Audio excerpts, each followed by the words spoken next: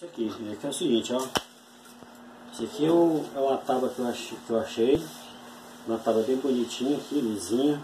Com esse detalhezinho aqui. E aqui embaixo, se você prestar atenção, os pés dela é uma cadeira que quebrou e eu ia jogar no lixo. Mas veio uma ideia para me fazer uma mesinha de centro. Aí o que que acontece? Aí eu fiz isso. Isso aqui, ó, tá maior. E essa parte tá menor. Mas não quer dizer que isso aqui tá errado, não. É porque eu que quis fazer assim para ficar assim, um designzinho mais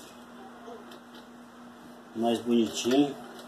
Aí você pode fazer qualquer coisa com ela, botar alguma coisa.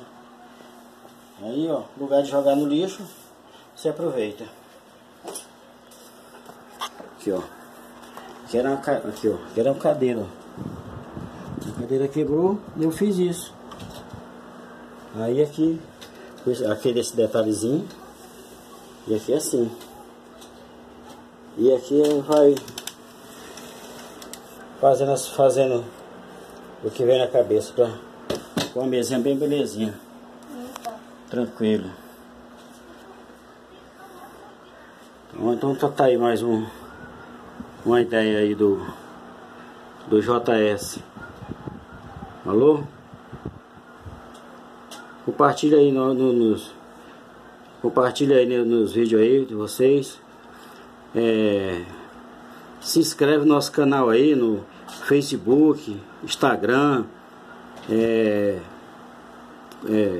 Dá um like aí para nós ajudar aí, para nos ajudar, porque nosso canal tá precisando. Falou? Boa tarde. Boa tarde para vocês. Para todos.